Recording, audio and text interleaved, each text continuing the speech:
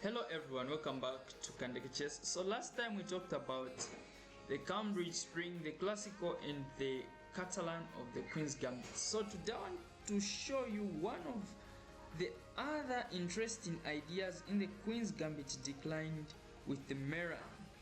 So the Meran starts with, let's see, so g4, g5, c4. After c4 has been played, you see the move c6, going for the slav, so it transposes from the slav, and you play knight f3, so knight f6, knight c3, so going like the two knights of the Queen's Gambits. That's what I can put it. So if you want to go into the Meran, you should remember this position. So you go into the two knights of the Queen's Gambit. Yeah, I'm not sure if that is the official name, but I'm just calling it so that you can recall it very fast. So mind you, if bishop comes here, you can just hop here. We all know about that idea of trying to attack the bishop there. You can now go for this. Mind you, you can even prepare it like this and trap it on the next move. So that's the key idea. But in this move, we are going to be looking with the move e6. So after e6 has been played, we see the move e3. So the move e3 initiates the Meran or the anti-Meran. That's what I can say.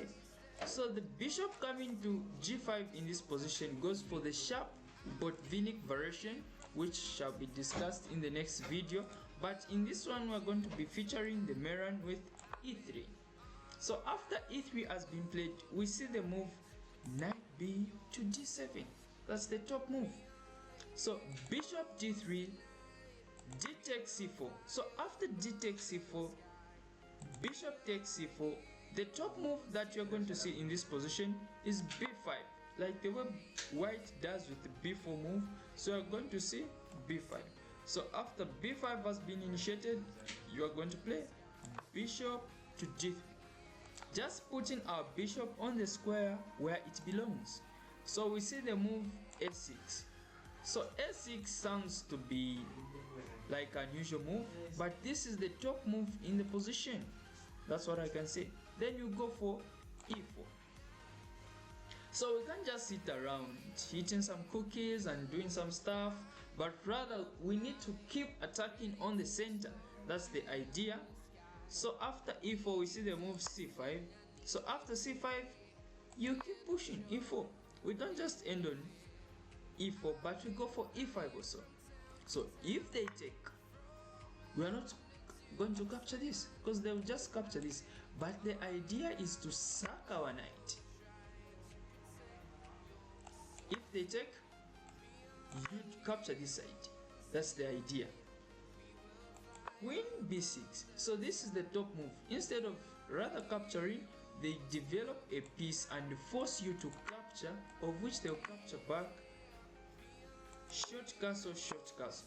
So from the position, you can see that white has greater chances of attacking in the Meran system. We are looking at plans like open our knight here, queen coming to h5 and attacking on this lone pawn.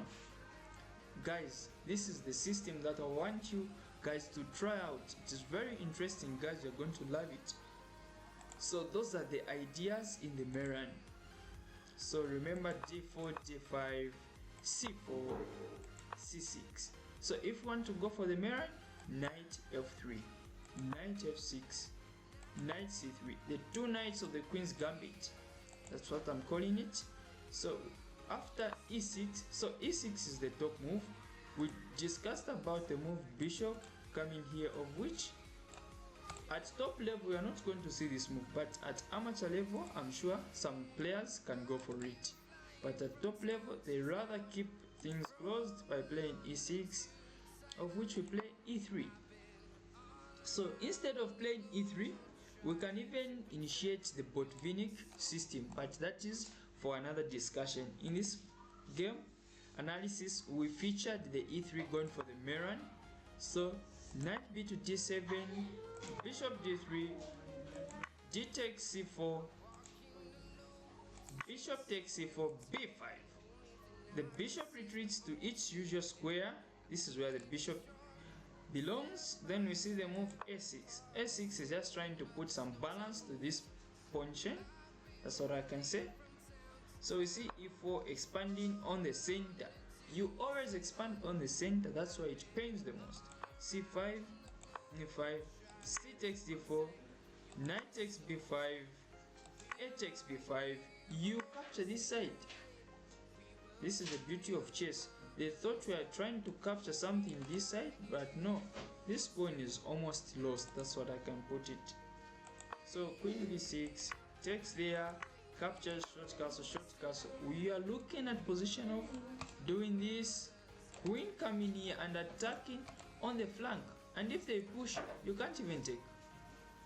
You can't even move your knight. This knight is immortal. If they take, that is mate in one. You are threatening mate in one, guys. So this is the beauty of the Meran, guys.